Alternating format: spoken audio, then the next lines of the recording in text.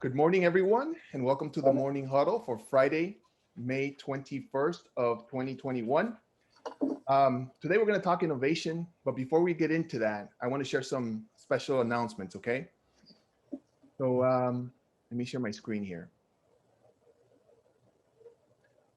So number one is there's a great webinar or virtual meeting that's happening.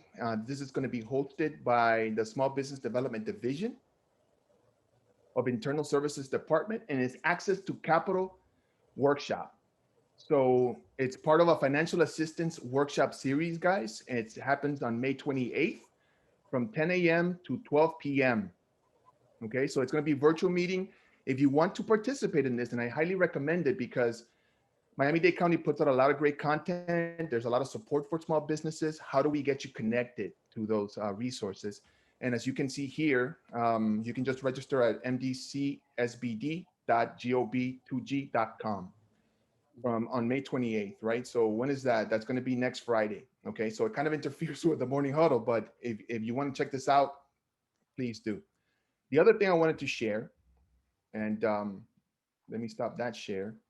I wanted to share this other opportunity here, which is a lot of us are struggling, as you know, with rental, are paying our rent. You know, COVID has been devastating to a lot of families, to a lot of individuals.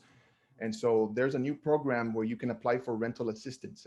You may not need it, but you might know somebody who could benefit from this. So that's why I'm sharing it, right? It's not per se business, but it's something that's very important. And as you can see, you can go to this website and it's ourflorida.com. That's it, ourflorida.com. And I'll put that link in the chat box so you guys can check it out. And it's a Florida program. It's not a Miami-Dade program where there is some assistance. You apply. And as you can see, it's a friendly looking website. And anybody who's struggling with paying their rent, please be sure to share this with them, okay? ourflorida.com. And then the last thing I wanted to share, which has to do with our guests today, and I want to share one of the great things they're doing, which is a program from the Idea Center, and it's called Scale Up. And Stefania can give us a little more information on that. But this is where you go, the ideacenter.co programs/Scale Up Miami. Okay, we can put that link, Stefania, if you can help me with the link so folks can connect. This is a 17-week program to really teach you how to scale up your business. And that's what we all want. We want to have that healthy growth so that you can make more people happy, serve more people, and at the same time, make more money, right? Have a healthy profit and bottom line. So everybody wins. There is, the program has a cost, but that is something that can be, you can enter into flexible payments, and Stefania can talk to us a little bit later about what's involved. But really, it's thorough and it really is informational. And if you're ready to take your business to another level, this could just be the ticket for you. So it's getting started on June 3rd. So it's getting very close. So I wanted to share with you guys, and I wanted to bring the Idea Center here today, so to talk to you more about it. But without further ado, I'm going to introduce our special guest for today. Our featured guest today is Gustavo Grande. He's the program director and lead instructor of entrepreneurship for the Idea Center at Miami-Dade College. Over the years, he's worked with numerous startups and established businesses from all industries on the processes of strategic planning, product and project development, and business development.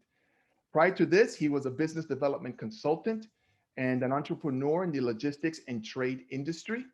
Gustavo holds an MBA from Holt International Business School with an emphasis on entrepreneurship and social impact.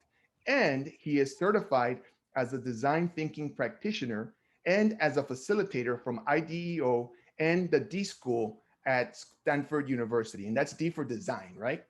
His mission is to support curious minds and innovators on addressing real life challenges while they develop their entrepreneurial skills.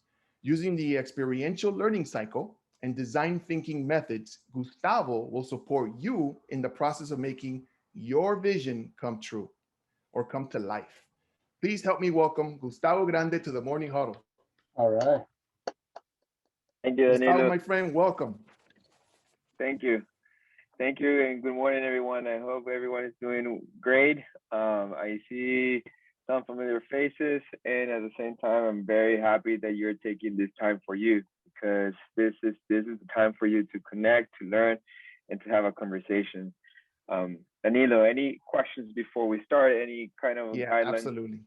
Absolutely. So the first thing I wanted to ask you, Gustavo, is to tell us about your role and the work that you guys do at the Idea Center.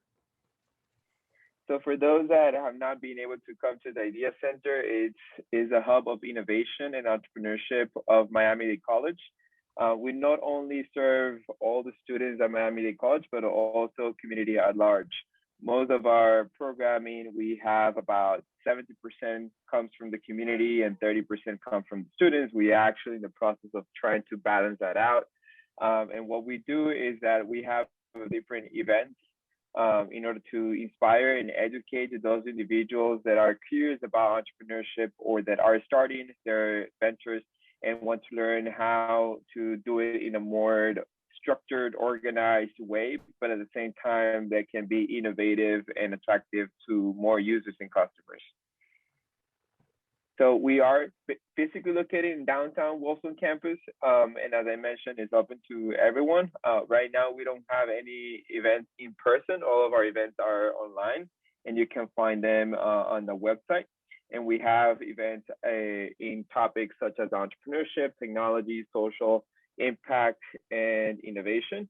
And next week, we're going to have one about the future of workforce. So if you have employees or contract individuals and you want to learn how to keep them engaged working remotely, if you want to learn how to develop procedures and best practices to develop a culture of innovation, that's something that we're going to have next week, and Stephanie will share with you in the chat. Fantastic, Gustavo. So tell us a little bit about some of the programs. You have distinct programs within Miami-Dade College's Idea Center, right? Yes. So we have different levels of engagement. The first level of engagement are events. We have a chapter, it's called 1 Million Cups, where if you are with less than 5 years in the market, you can come and present your business. It doesn't matter what industry it is. It doesn't have to be a tech company. It could be a tech enable. It could be just something that a project that you're starting and you want to get feedback and connections. So you come, you apply to present for 6 minutes, you present your project, your idea, your business idea, and then you have 20 minutes where the community, just like right now, for 20 minutes, people are going to ask you questions, they're going to give you feedback, and they're going to share their resources. So that's the first level of engagement. It's called 1 Million Cups, and it's open to everyone. We do it every other Wednesday. And we will be sharing information about that on the chat. The importance of that is that because there's so many people from so many different backgrounds, you can then cross-pollinate ideas, meaning you can take an idea from real estate and apply it to retail or apply it then to beauty and so on, right? So that way we learn from the community and we form community just like this group right here. That's why it's important that you come often to these huddles every Friday, because that's how people get to know you, they listen to you, and that's how then you create connection. So that's the first level of engagement. The second level of engagement are workshops for specific skills. If we're talking about digital marketing, if we're talking about business analytics, if we're talking about branding. So if you want to go deeper into how to do that with hands-on experience, meaning you bring your business, you bring your idea, and then you have to do either that campaign or you have to develop the elevator pitch, just like Stephanie did this morning, which she did great. I was impressed on, like, she was ready. So you learn how to do that, right? To find your purpose and develop your communication strategy around that. So that's the second level of engagement. And then the third level of engagement is when you want to develop your idea further. So we know that each person is a different stage. So that's why we have divided our programming in 3 different stages.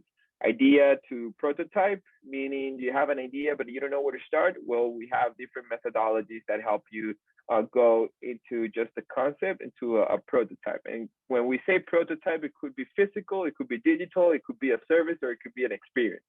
So don't think as a prototype just as something physical. Then from prototype to go to market. So how do you develop revenue streams? How do you create a cost structure? How do you develop different channels of communication in order to create what we call a business model? That the difference between a business model and a business plan is a business plan. Often you have to spend a lot of time, money, and effort with projections, right, and industry reports, and that not necessarily has the real insight from your customers or your users. So we use an approach that it's called human centered or customer centric, which it helps you through customer interviews gather insight directly from your customers, but it's done in a way that you can really understand what they think and what they feel and what they believe. So Henry Ford said, if I would have asked people what they wanted, they would have said faster horses, right? So we don't know what we don't know. That's why there is a methodology in a way in order to ask these questions. So that way you can analyze these questions and get feedback. So once you launch into the market, then and you spend 6 months there understanding exactly what your customers want, we have scale up, which is to help those individuals that are already within the bracket of $50,000 to $150,000 on annual revenue in order to help them to get to the next level. In that program, which is the one that you share at the beginning, we now put it's a cohort base. So you're going to be with other small business owners. You're going to have access to business advisors and mentors. And at the same time, you're going to learn from practitioners, meaning people that have businesses in areas of digital marketing, in areas such as financial projections, in areas such as operations, team building, and leadership. And you're going to be able to then form a strategic plan for your business in order to define milestones in the short term, mid-term, and long term. So after those 17 weeks, you have a clear roadmap of what to do. And the most important is like why you're doing it and how to do it. Those are the 3 levels of engagement, and that's the programming. Fantastic. So events, workshops, and then actual development of your idea, depending on what stage you're in. So I love it. That's very thorough, Gustavo. Yeah. So I want to pass the mic to folks. So guys, get ready. How can you be a better innovator? Where are some areas in your business that you want to innovate? Let's talk about that for a second. And so be ready. Raise your hands if you want me to pass you the mic. But I wanted to ask you, Gustavo, what is innovation and why does it matter?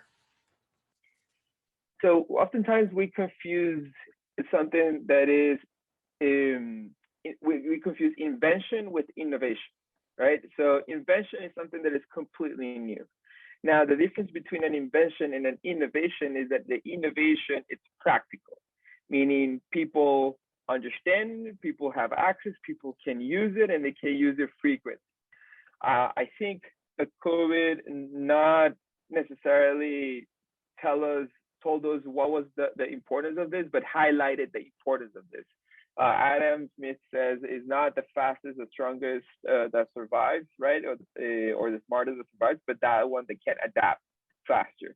So we were, based on the previous year, we were challenged and we needed to adapt really fast in order for our businesses to survive and to thrive, right? So the importance of innovation is that allows us to build a mindset of how can I serve better my customers and how can I adapt to the needs of the market, less reactive and more proactive. By doing this, we are then going to be able to be ahead of the market, regardless of if there is a bigger competitor, because you're going to be able to understand what your customers need and want and build that relationship that would allow you to create that sense of loyalty, or at least to be on the top of mind of your customers. So the reason why I put a 5 plus 5 on the chat is because I was going to pose a question, which is, what's the difference between the following 2 questions? One, 5 plus 5, and the other one is, what combination of 2 numbers are equal to 10? So I'm going to pause here for a second. I'm going to repeat it again, and I want you to, the audience, to raise your hand or to unmute yourself. What's the difference between these 2 questions? What's 5 plus 5 equal to, or what combinations of numbers are equal to 10? Ooh, I know, but I'm going to let somebody else answer. And let me know if you didn't understand the question as well. Anybody? What's the difference between those two questions or formulations?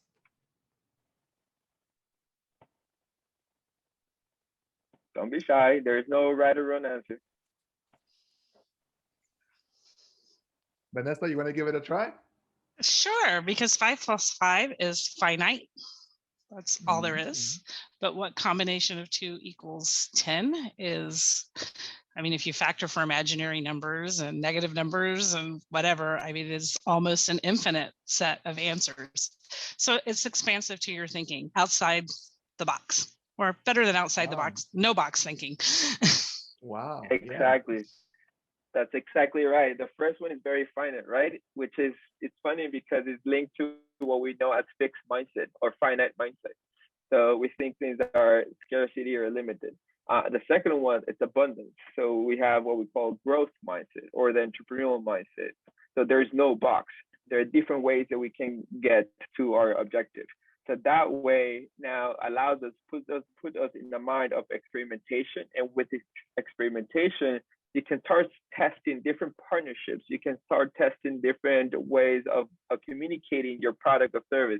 You can start testing different campaigns and keep track to see what are the things that work and what are the things that do not work. So that way you can be more focused and use your energy in a more efficient way. So that's the importance of innovation.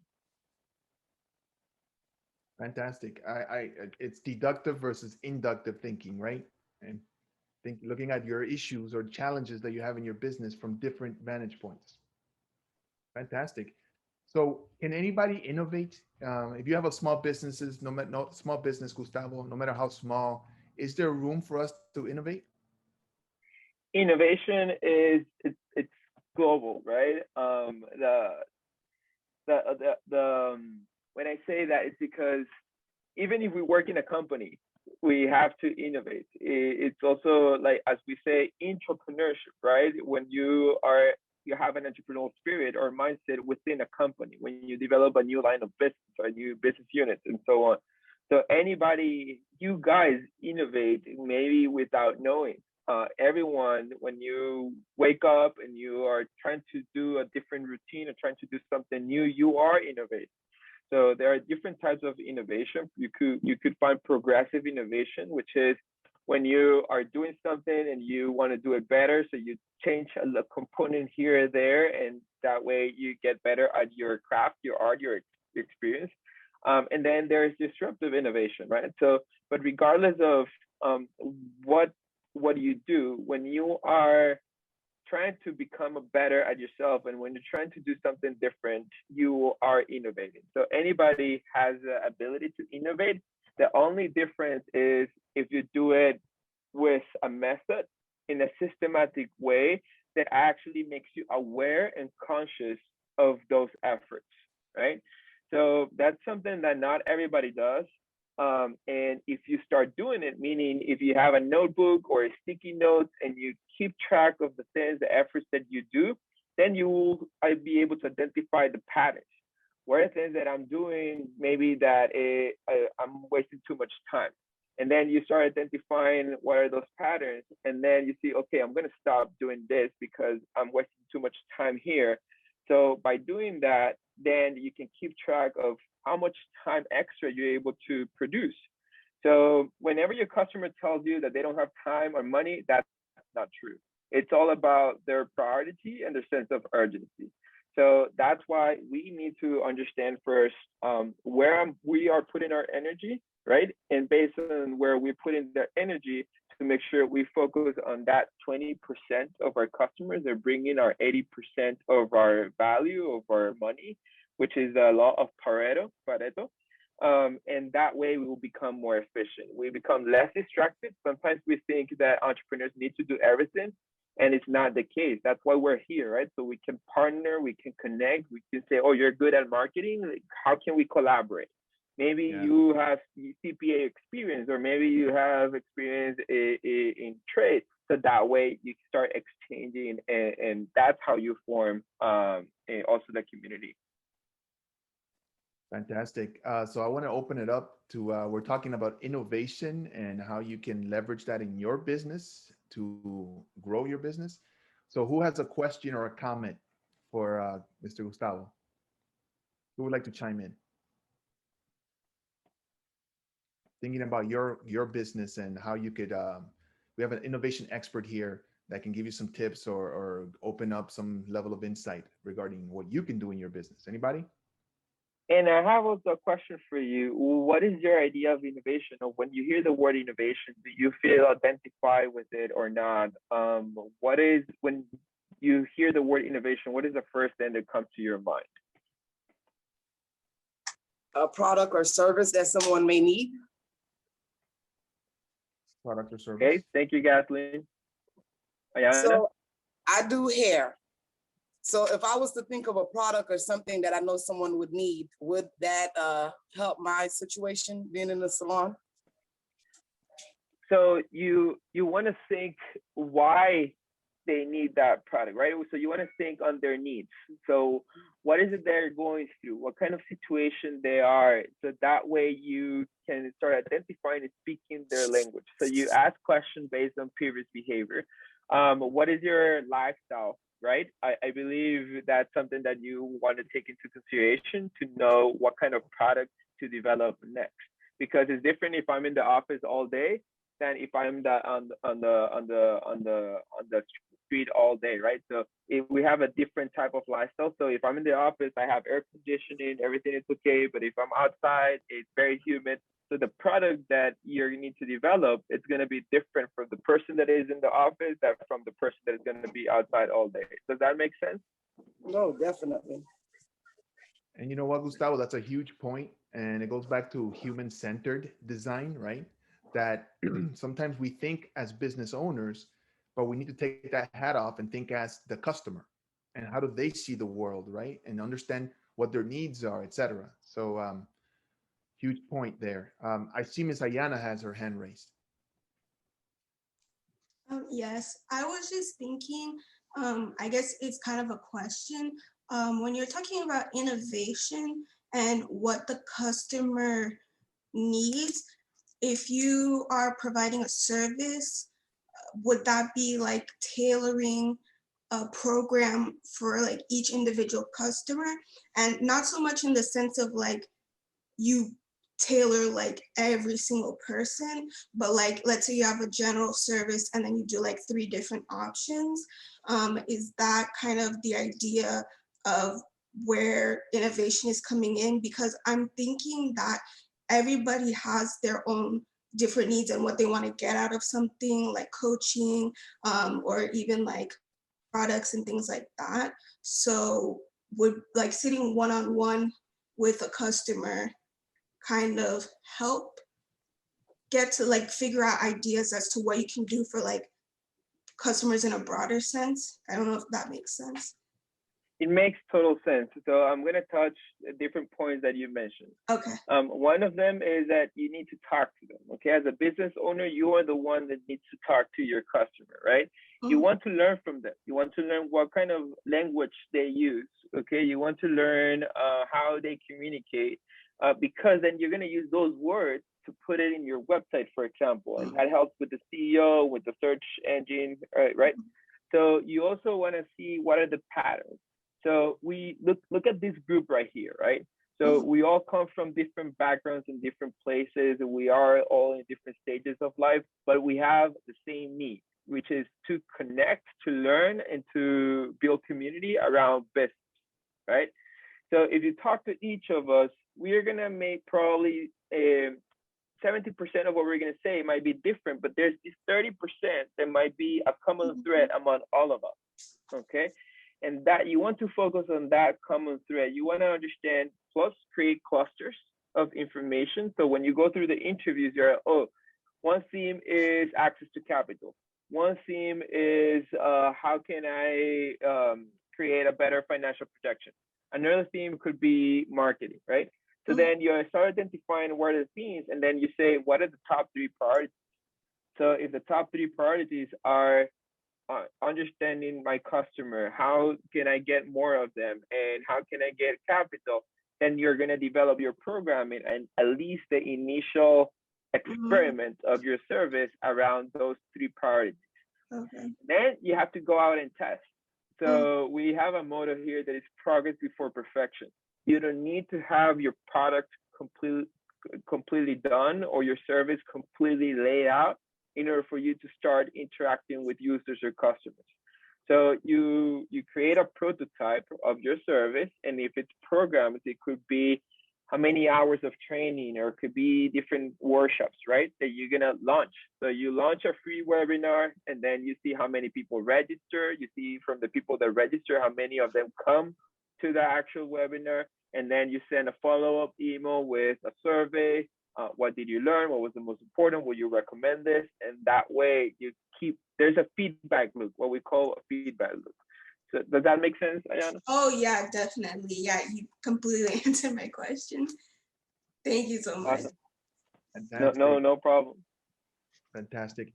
There's a question in the chat box, and I'll look in the chat box from Ms. Patricia Angel about how can I get into the virtual 1 million cups program? So let me look right now. I'm getting into the 1 million cups website, so that way. You want to share something, Gustavo? Yeah, I am getting into the website so that I can send you the link. Give me 1 second. Okay. I'm sending the link right now. Here, there's the link for the 1 million cups.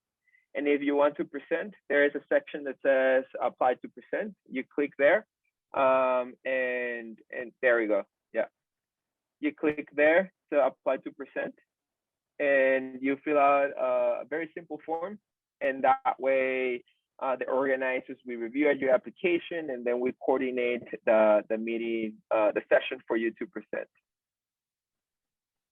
So the idea here, Gustavo, is for people to sharpen their business idea, to sharpen their elevator pitch, just like Stephanie did at the beginning, right? So for their pitch, but at the same time to sharpen their business, their idea, to get feedback, to get connections. You might be struggling with something right now.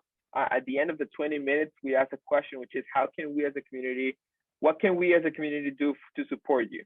So then you make your ask. Well, I'm trying to find connections in this area, or I don't know if my pitch was clear to you. What were the areas of the pitch that wasn't clear?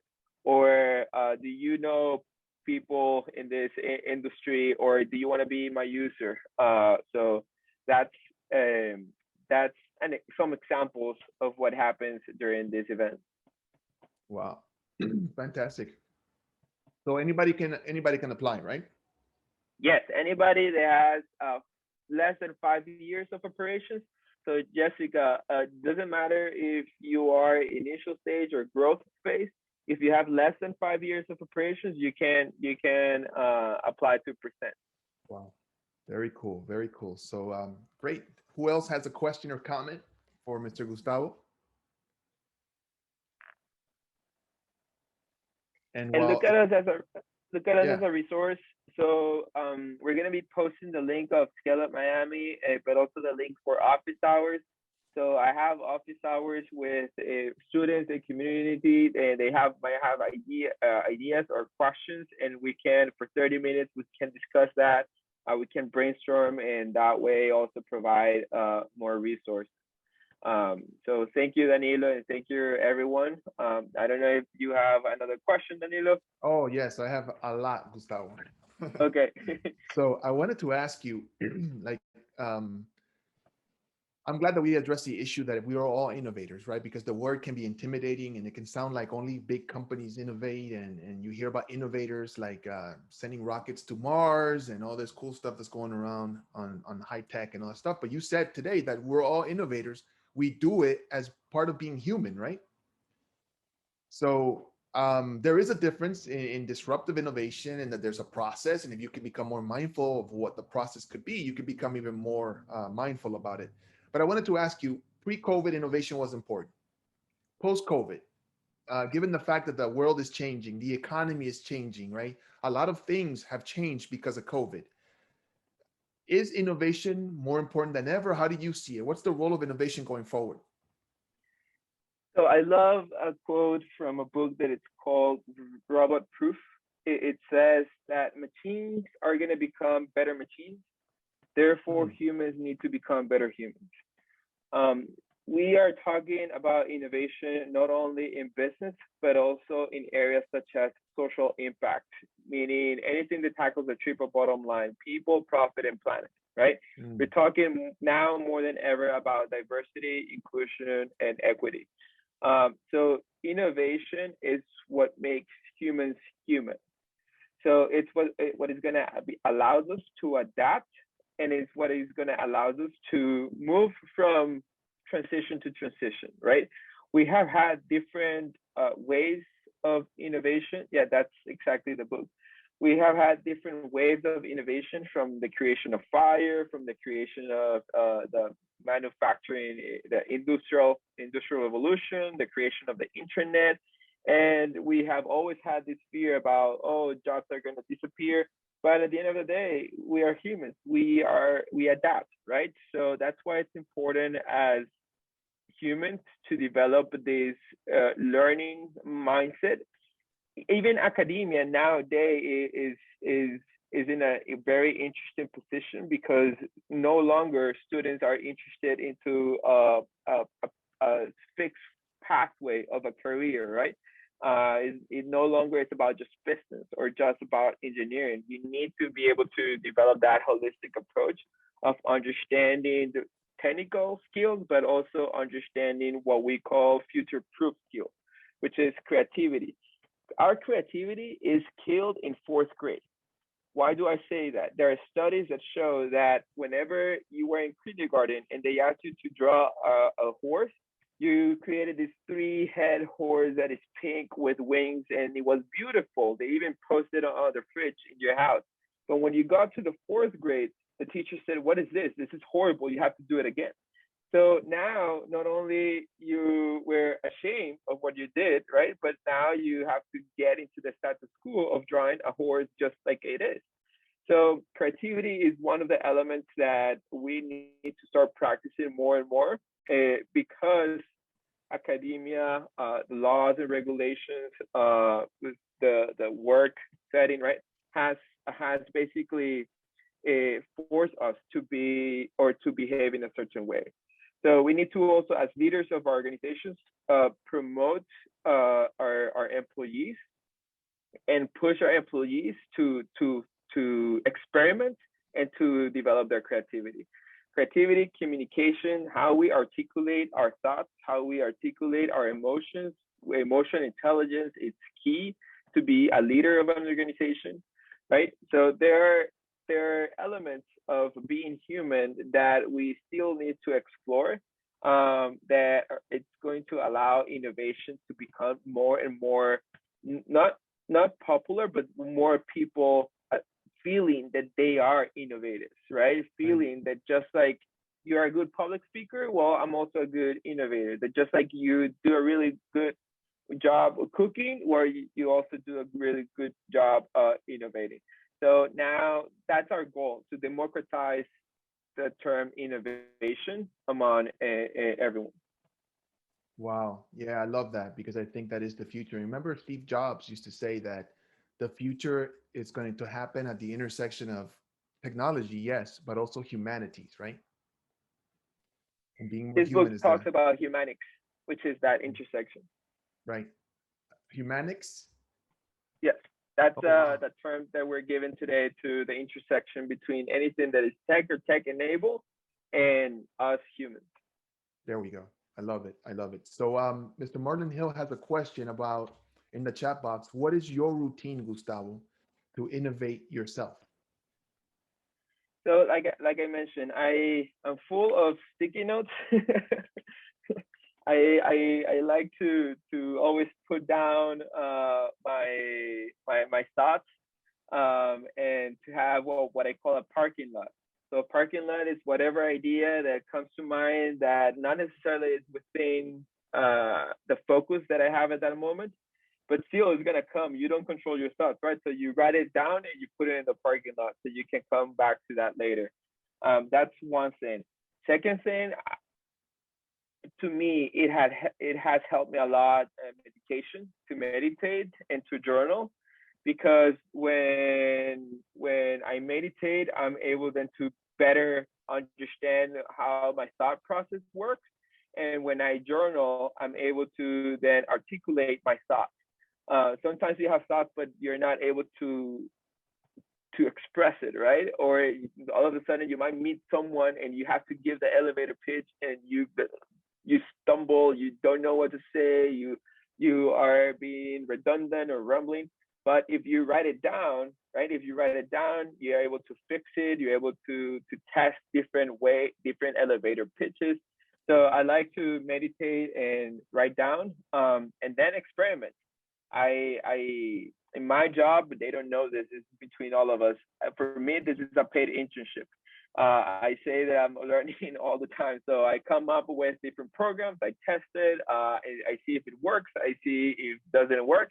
I make sure I take notes of the things that it didn't work, and I fix it for the next time. And I'm sure. I learned the power of vulnerability, which is to make sure I tell my audience and I tell the people that I work with, one, that I don't know everything, that I'm also going to learn from you, and two, that my English is not my first language. So sometimes I'm like, how do you say this? Like, I'm not afraid of asking for help.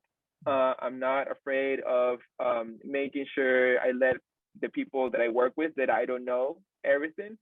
And I'm not afraid of expressing how I'm feeling and why I'm feeling that way. So I think that's kind of like my routine to innovation. And it seems like are things that are outside of, wow, being super creative, but you realize that when you do these things, not only you have clear mind, and when you have a clear mind, you're able to think more creative. Wow. Yeah, Gustavo, that's a great one. And Marlon Hill has a follow-up question. He says, if you park all your ideas, right, into that parking lot, how do you drive out of that parking lot to follow through? Well, because I think that's the importance also of understanding where you want to go, right? So based on where you want to go, which is kind of like what you see on that board, you create a timeline.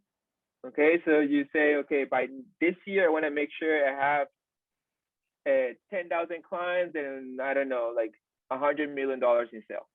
Okay, so how are you going to do that, right? So you back engineer. So you go back with ideas, and then you start testing. You put all your ideas in the parking lot, and you select one based on the customers' interviews that you have been doing, right? What are the top priorities for your customers? And you say, okay, let me test this one in order to satisfy these needs.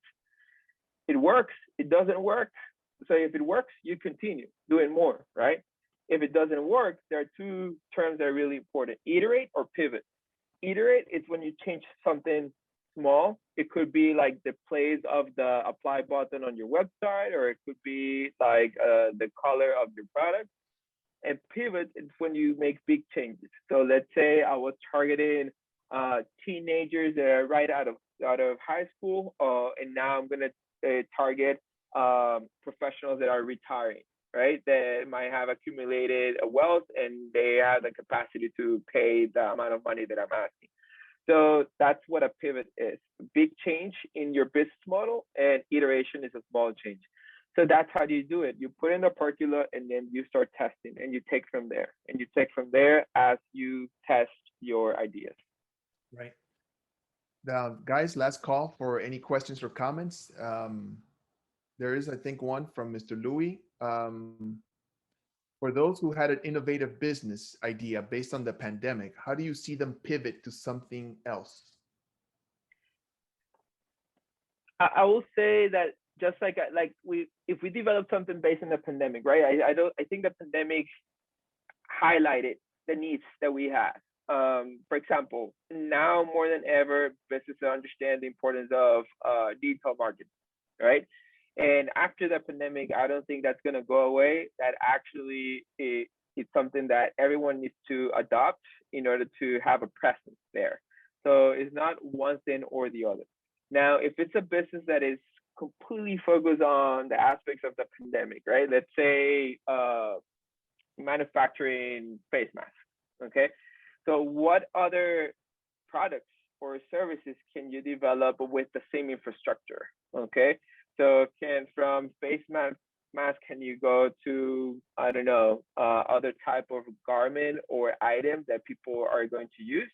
So that's what I will say. I'll say use the infrastructure that you've been able to build during the pandemic of the business, and look for the things that are also tied to your interest, but to your purpose, in order to come up with an iteration of what you created.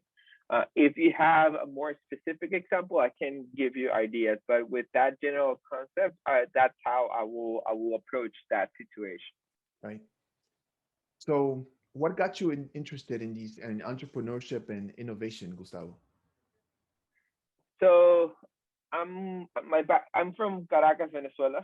My background is in international business. I When I was doing my thesis, I was doing a thesis around supporting local farmers of cocoa to transform their cocoa into chocolate. So that way they would generate value rather than just selling the harvest at a very low price.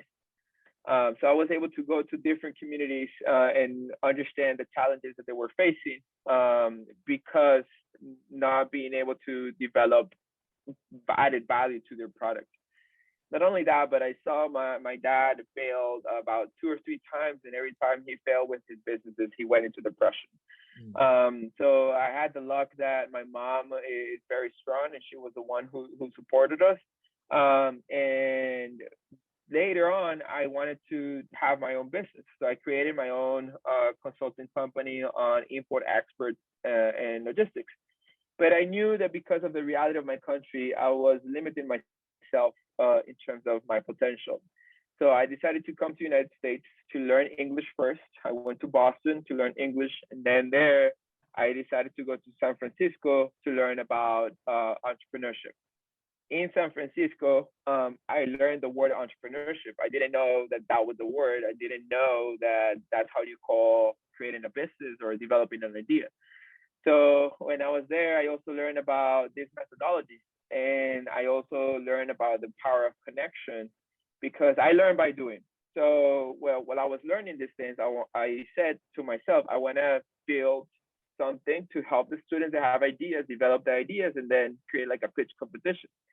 So I organized that with the finance club and with the marketing club. And then I was in a bar in a happy hour talking to a guy, and I told him about my idea. And he was one of the members of Kiva SIP. Kiva SIP is a microlending institution. And he said, I'm going to give you $5,000 for your pitch competition. And I was like, what? So that happened like that, and that hooked me up. And I decided that from that moment on, that even when I came to Miami, I started applying to jobs in international trade. But I was like, in my core, I knew that that's not what I wanted to do. So that's why I went back and I changed my career path towards entrepreneurship, innovation, and supporting people that have this idea so they can, with a methodology, develop it and reduce the amount of failure that is tied to creating a business or to creating an idea. Wow. So now you're doing what you always wanted to do. You have that dream position, huh? That's awesome. Yes. So we're running out of time, and I see Miss Martha Mello is confirming something you said earlier about kind of learning all your life, right? Or never stop learning and being curious. And she said innovation is a positive and decided mindset, willing to listen, watch, learn, improve, and repeat. So she's on point. What do you think?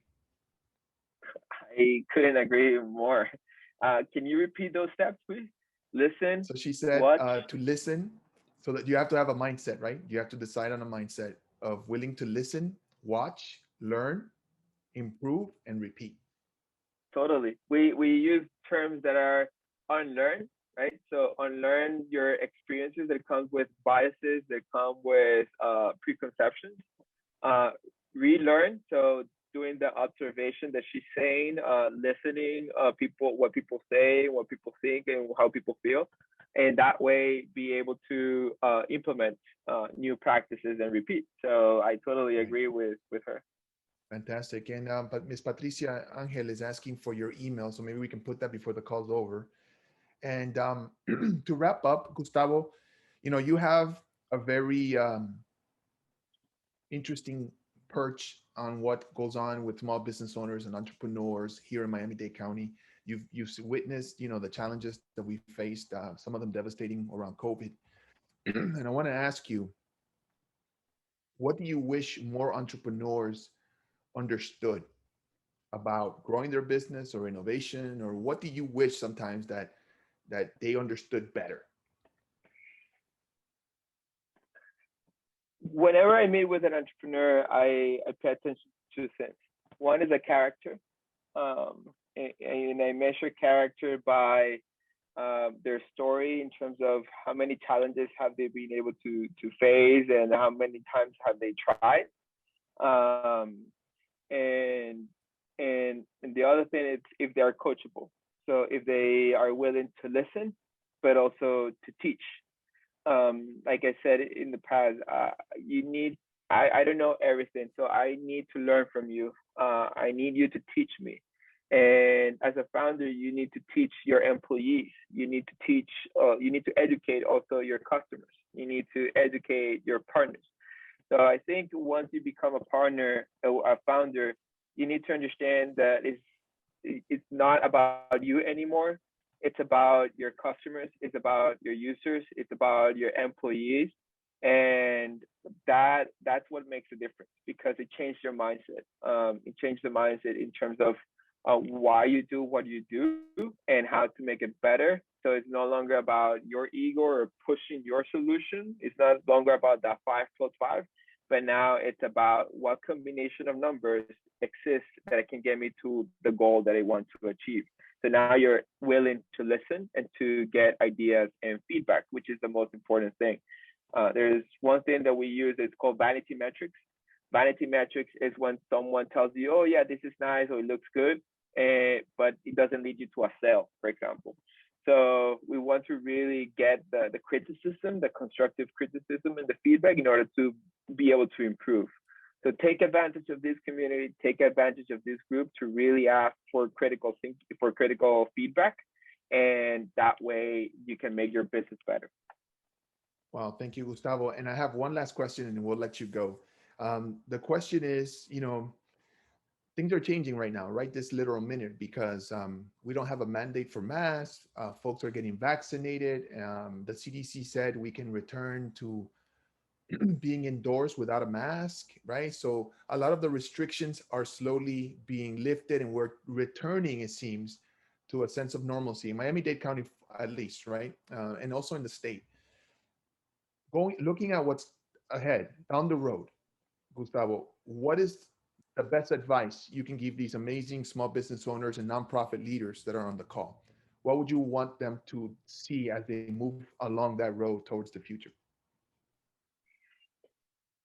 I think we need to learn, right? We need to learn from this experience in the past year. And if anything that we've been able to learn is to stay true to yourself, okay? But at the same time, be open that just like you're being true to yourself, others are also have the right to be true to themselves. So we need to respect, I think, that those potential differences, and also have a lot of compassion and grace. So how do we speak in a way that it feels understanding? How do we behave in a way that feels understanding? And I with my team and in the classes, always use a term that is disagree with curiosity. So if there's something that you disagree with, ask questions. We also teach the power of asking questions. So I think curiosity will be the one element I would like to see more. Authenticity and curiosity. Wow. Authenticity, you said, right? Yeah. Fantastic.